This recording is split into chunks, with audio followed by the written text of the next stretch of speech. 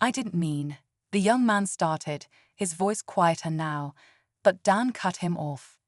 You did. He wasn't angry, there was something firm in his tone. And I need you to ask yourself why. James didn't move. He could feel the way the entire room was shifting, like something old and heavy had been dragged into the light.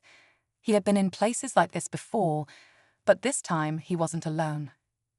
The young man looked down, his fingers tapping against his arm, his jaw clenched for a second, then he exhaled sharply. He shook his head, struggling to find the words. I don't know.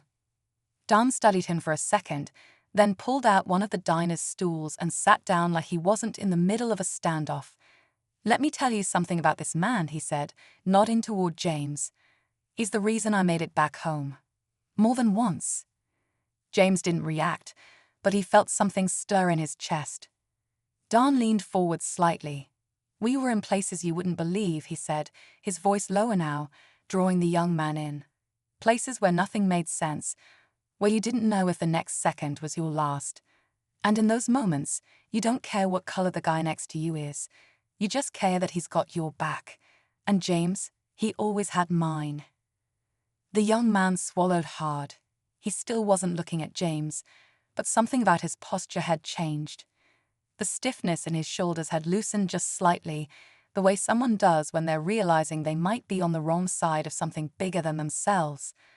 The waitress finally spoke, her voice quiet but firm. I think he should stay. The young man's head snapped toward her, like he hadn't expected her to say anything at all. She met his gaze evenly. I know your father, Ben, she said softly. I know he'd want you to think real hard about what you're doing right now. Ben, that was his name. James had been waiting to hear it, because names mattered. They made things real. They made people real. For the first time, Ben looked directly at James, not with anger, not with defiance, but with something uncertain. James didn't speak. He just held Ben's gaze, letting him wrestle with whatever was happening inside him. But before Ben could say anything, the diner door swung open again. A new figure stepped inside, the cold air from outside following him in like an unwelcome guest. James didn't recognize him, but the way the entire diner seemed to tense told him that this man's presence meant something. Ben's face hardened, his entire body going rigid again. The man, tall and broad with weathered features, let his eyes move slowly across the room before settling on James. And just like that, the moment shifted again. James didn't know who he was. But he knew, without a doubt, that this wasn't over. The man who had just entered stood in the doorway for a long moment, his eyes scanning the room with the kind of presence that made people instinctively sit up a little straighter. He was older, maybe in his 60s, with a weathered face that spoke of hard years and harder lessons. His coat was thick, dusted with the cold from outside, and when he finally stepped forward, his boots made a slow, deliberate sound against the wooden floor. James didn't recognize him, but he could tell by the way Ben stiffened that this man was someone important. Maybe not to the diner, but to him. Dan, still sitting on the stool, let out a small breath, barely noticeable. He knew something was coming too. The man walked past a few tables, his gaze never leaving James. Then he turned slightly and looked at Ben. What's going on here? His voice was calm, but there was something behind it, something layered beneath the surface. Ben hesitated. He wasn't the same man who had spoken so confidently just minutes ago. He shifted on his feet, his hands pressing into the counter, but no words came out. The silence stretched. James could feel the weight of it, the way everyone in the diner seemed to be holding their breath. The conflict was no longer just between him and Ben. It had spread, deepened, turned into something even bigger. The older man's gaze flicked down to the photograph still sitting on the counter. He studied it for a second, then exhaled through his nose, like he already knew what it was. You served, he asked, finally looking back up at James. James met his gaze. I did. The man nodded, almost to himself. Where? Vietnam, James said, watching him carefully. He hesitated for a split second, then clicked. A video file loaded onto the screen. The footage was grainy, like it had been recorded from a security camera. At first, it was hard to make out, but then James recognized the location, the same street where he had been arrested. The timestamp was from earlier that day, just before the incident. He leaned in closer, watching as a different car pulled up. A black SUV. Two men stepped out, both in plain clothes, but something about them was familiar. James froze. One of them was the cop who had arrested him. The other? Someone higher up. Someone James had seen before. His stomach twisted as he realized where. A week ago, during an internal briefing, he had been in the same room as that man. He wasn't just a cop. He was connected to the department in a way that ran deeper than street patrols. James racked his brain, trying to remember his name. Then it hit him. Detective Marcus Raines. The video continued, and James watched as Raines handed something to the officer. An envelope. Thick. It wasn't hard to guess what was inside. A payoff. James' pulse quickened. This wasn't just a case of mistaken identity, it was a setup. But why? And why him? Before he could process it fully, another notification popped up on his screen. This time, it wasn't an email. It was a system alert. Someone was trying to access his files. James immediately moved to shut everything down, fingers flying across the keyboard. But whoever was on the other end was fast, too fast. His screen glitched, and suddenly, his entire system locked. A single message appeared. Asterisk, asterisk, walk away, agent. Last warning. Asterisk, asterisk. James slammed the laptop shut, his heart pounding. Someone wasn't just watching him. They were inside his system, inside his world. And now they knew he was onto them. James stared at the dark screen of his laptop, his pulse hammering. The warning was clear. Whoever was behind this had power, access, and the confidence to threaten a federal agent without hesitation. But that only made him more determined. He wasn't walking away. He grabbed his phone and dialed Carter. I need you to meet me. Now. Carter didn't ask questions. Where?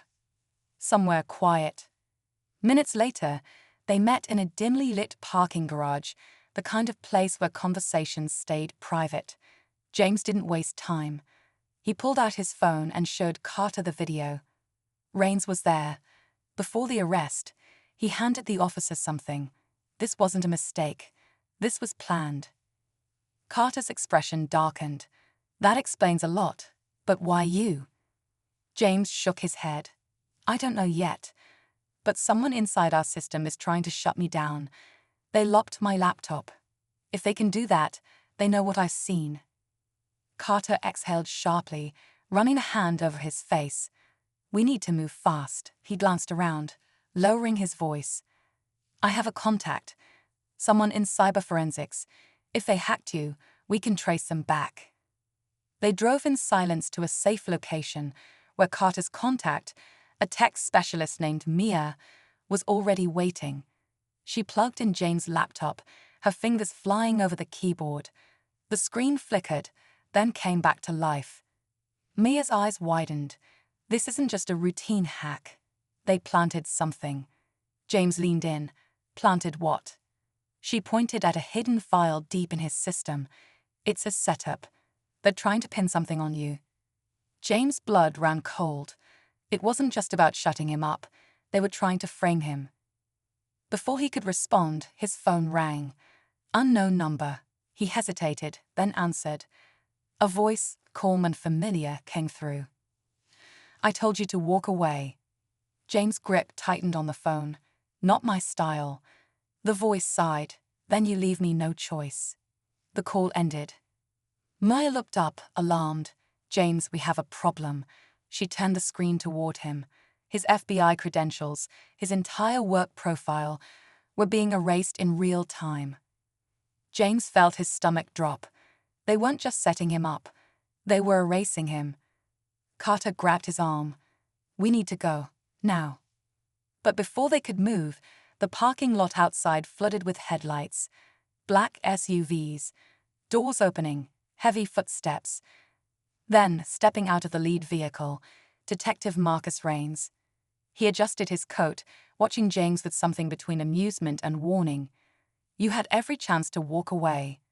James squared his shoulders. And you had every chance to do the right thing. Raines chuckled. That's not how the world works, Agent. He gestured behind him, and two men stepped forward. But don't worry. We'll make sure your story ends properly. James glanced at Carter. No words were needed. They weren't going down without a fight. The smell of fresh coffee filled the air as James Walker, a decorated black veteran, stepped into a small-town diner on a chilly afternoon. He had served his country with honor, putting his life on the line for the very freedoms this nation stood for. But as he walked toward the counter, eager for a hot meal after a long drive, something felt off. The low murmur of conversation seemed to die down, and a few heads turned, some with curiosity, others with something harder to define. James had been here before. Not this exact diner, not this exact town, but he knew this feeling all too well. The stiff glances, the hushed voices, the way some people averted their eyes while others seemed to stare just a little too long. He had faced it in uniform and out of it. Yet, no matter how many times it happened, it always hit the same way, a quiet, sharp reminder that some battles never really end. He approached the counter, offering a polite nod to the waitress behind it. Coffee, black. And whatever special you've got today, he said, his voice calm, steady. The waitress hesitated for just a moment before jotting it down. But before she could move, a voice from the other end of the counter cut through the moment. We don't serve your kind here. The words landed heavy, turning the already quiet diner into something almost frozen. James didn't react right away. He had learned, over the years, that moments like these had power. How he responded would set the tone, not just for himself, but for everyone watching. A younger man, likely the owner or manager, had spoken. His arms were crossed, his stance firm. There was no mistaking the meaning. James could see the tension in the faces of the other customers. Some seemed uncomfortable, shifting in their seats, while others simply waited to see what would happen next. For a long second, James just stood there. The weight of his service, his sacrifices, the memories of brothers in arms, black, white, Latino, Asian, all fighting side by side, flooded his mind. He thought of the flag he had saluted, the country he had defended, and now in this quiet little diner, in this small town, he was being told he wasn't welcome. He took a slow breath. He could feel anger simmering just beneath the surface, but he had learned long ago that anger alone wouldn't change anything. Instead, he did something no one expected. James pulled out his wallet, carefully unfolded an old, slightly worn photograph, and placed it gently on the counter. It was a picture of him in uniform, standing with his unit, a group of men from all walks of life. Some of them had made it home, some had not. He slid it forward, just enough for the young man to see. Tell me, James said, his voice steady but firm. Which one of us doesn't belong? The diner was silent. The tension was thick enough to touch. The young man's eyes flickered to the photograph, his expression unreadable. The room seemed to be waiting to see what would happen next. And that, my friends, is where this story truly begins. Because what happened after that moment was something no one saw coming. What James did next, how he handled this painful, familiar moment, wasn't just about him. It was about dignity, about courage, about choosing a response that could shift the entire conversation. You won't believe what happened next. Stay with me, because this is a story worth hearing. The young man behind the counter didn't move at first. His eyes lingered on the photograph, his jaw tightening slightly, but he didn't reach for it. Instead, he looked back up at James, his expression unreadable. The room was so quiet now that the soft hum of the diner's ceiling fan felt louder than it should. James didn't break eye contact. He had faced down worse stares before, ones filled with real hatred, real danger. But this was different. This wasn't a battlefield. This was supposed to be home. A chair scraped against the floor. Somewhere in the back, A fork clinked against a plate. The air was thick with something unspoken, something everyone in the room could feel. "You hear what I said?" The young man asked again, though his voice wasn't quite as sharp this time. "I don't think you want to eat here." James let out a slow breath. He had options. He could turn around, walk out, pretend this moment didn't matter. He could get angry, say something that would only fuel whatever this man already thought about him. But neither of those choices sat right with him. Instead, he tapped a finger against the old photograph. "You know," he said, his voice even, "I fought for your right to say that to me." The man's brow twitched, just slightly, as if the words struck something deep inside. The air was filled with the sound of laughter, clinking glasses, and music. A beautiful evening. A wedding celebration in full swing. Friends and family had gathered to witness love, to share joy, to dance the night away.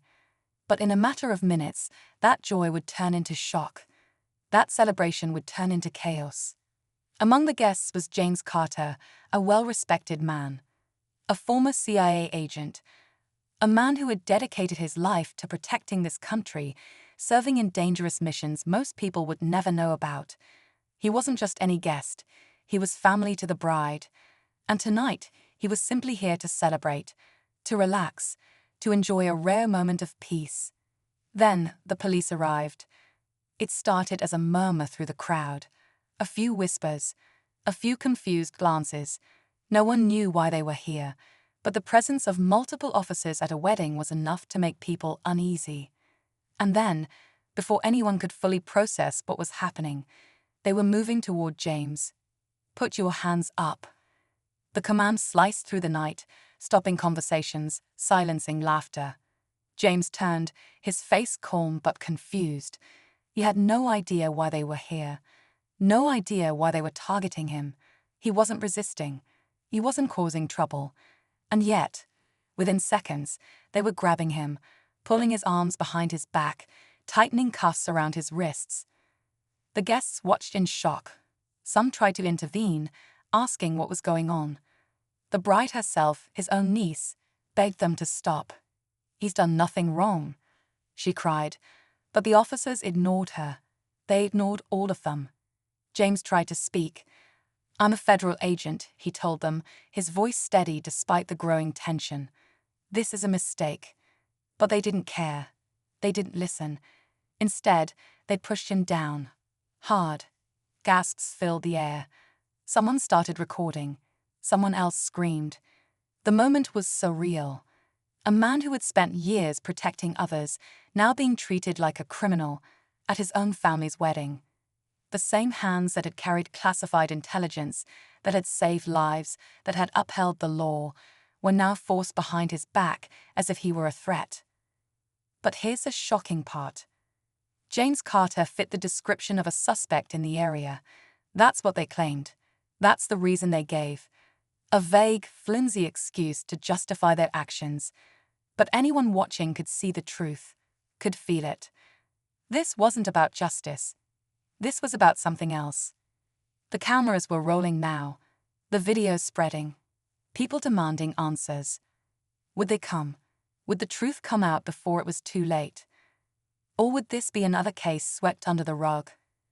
This is the story they don't want you to see. And tonight, we're exposing everything. Stay tuned.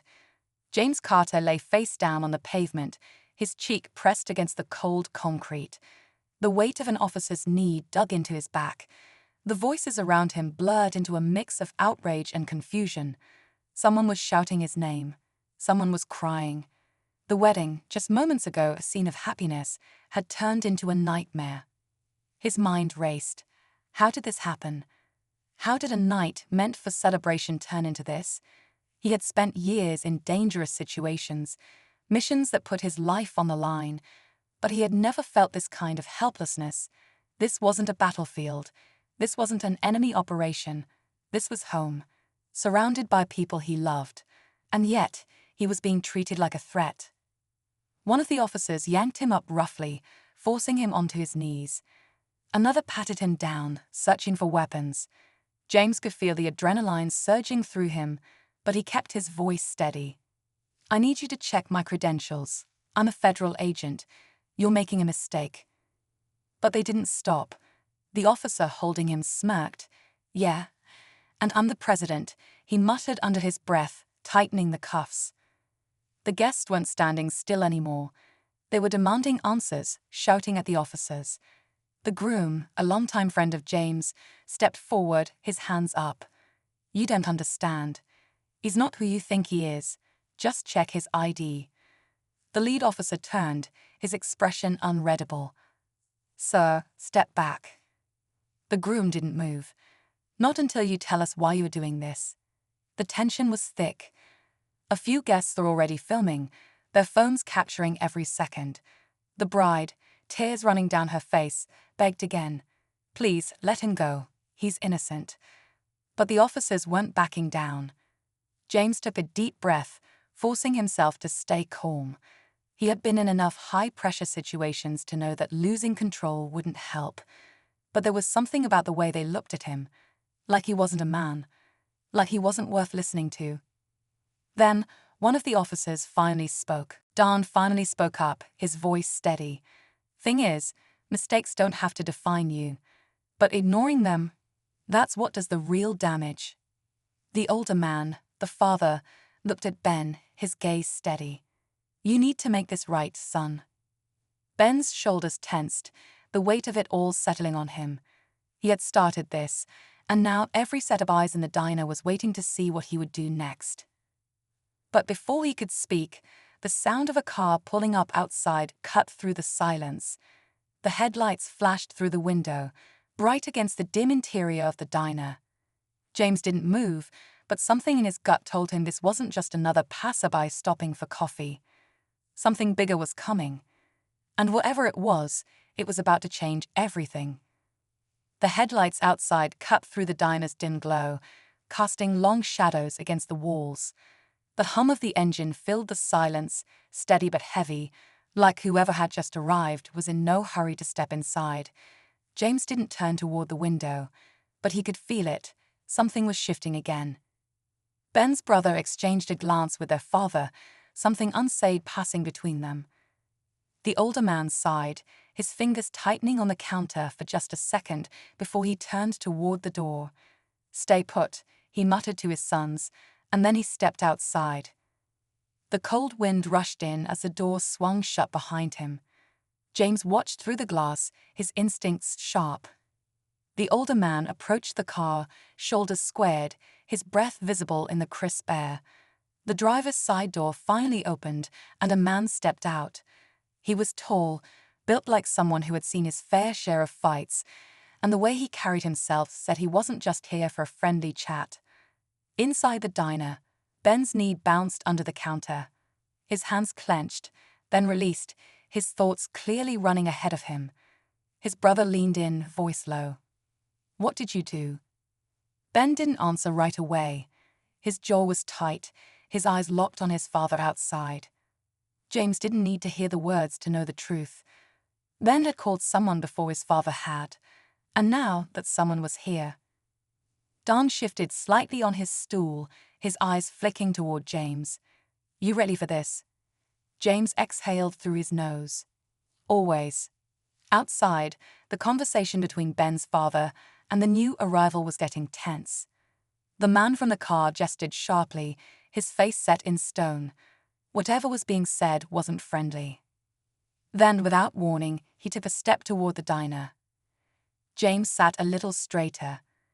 The door swung open, and the man stepped inside, his boots heavy on the floor. He didn't look around, didn't take in the room. His gaze landed directly on Ben. You called me, he said flatly. Said there was a problem.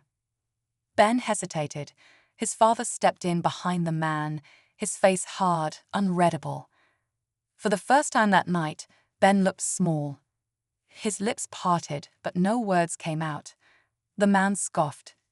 You don't get to waste my time, kid. Then his gaze flicked to James.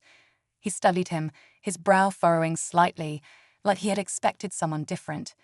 This your problem? James didn't flinch, didn't react. He had been stared down by worse men in worse places. Dan, however, moved first. He stood up from the stool, slow and steady, placing himself just slightly between James and the man. "Funny thing," Dan said, his voice deceptively light. "You're acting like you own the place." The man turned his full attention to Dan, taking a small step closer. "And who the hell are you?" Dan smiled, but it didn't reach his eyes. "Just a guy who's real tired of seeing the same story play out." The man scoffed again, shaking his head like this was all a joke. "Kid called me, said he needed backup. Now he don't got nothing to say." He turned back to Ben, narrowing his eyes. "You needed help or not?" Ben's throat bobbed. His fingers drummed once against the counter before finally, he shook his head.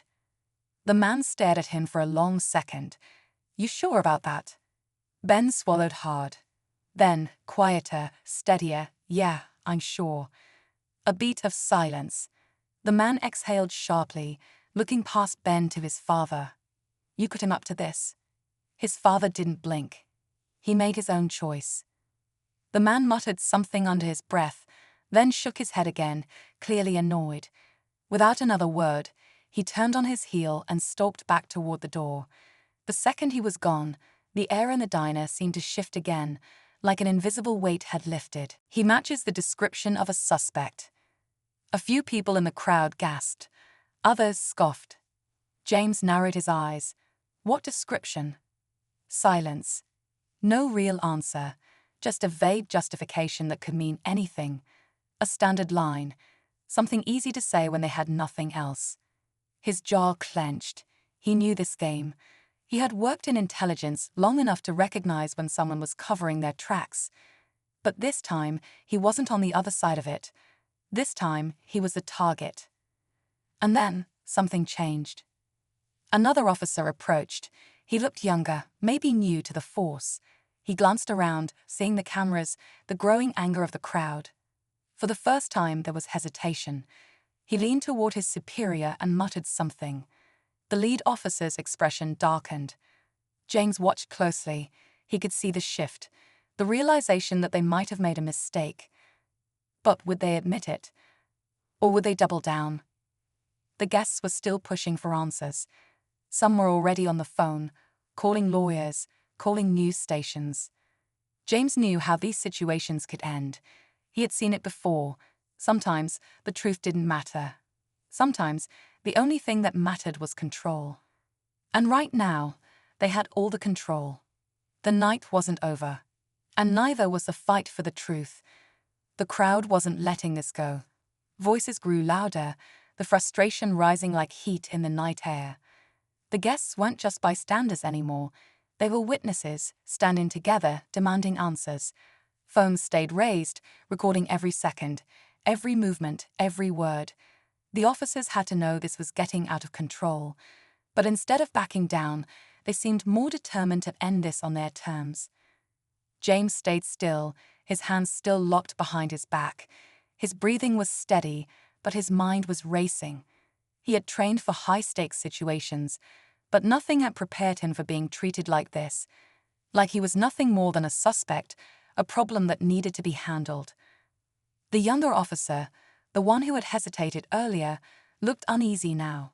His eyes flicked to the lead officer, then to the crowd. Maybe he was realizing this wasn't what he signed up for. Maybe he was starting to question whether they were making a mistake, but he wasn't speaking up, not yet. Then another voice cut through the noise. A woman, sharp, clear. "I'm his lawyer." Heads turned. A woman in her 40s, dressed in a sleek black dress, stepped forward. Michelle Langston, James' longtime friend and attorney. She had been inside the reception hall when the chaos erupted, but now she was here, moving with purpose, her heels clicking against the pavement. "You need to release him. Now." Her tone left no room for argument. The lead officer barely glanced at her. "Ma'am, this doesn't concern you." Michelle's eyes narrowed. "It does when you're arresting my client without cause. I assume you have probable cause? A warrant? Evidence?" She stepped closer. "Or is this just another one of those mistaken identity situations?" The officer clenched his jaw. He wasn't expecting this. Maybe he thought this would be easy, that no one would push back. But now he had a lawyer in his face, a growing crowd of angry wedding guests, and multiple phones capturing every second. Still, he didn't back down. "We received a report of a suspect matching his description," he repeated, as if saying it again would make it true. Michelle folded her arms. "And I assume you verified that report before throwing him to the ground at his own family's wedding?" The officer didn't answer. James exhaled slowly. He knew how this worked. He had been part of the system for years. He had seen cases like this play out too many times.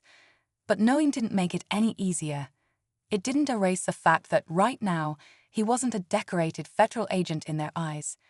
He was just a man they had decided to take down. A new voice entered the conversation. The bride's father, James' older brother Thomas. He was a quiet man, usually the calmest person in the room. But not now. "This is my daughter's wedding," Thomas said, his voice shaking with anger. "And you just turned it into a crime scene." He took a step forward.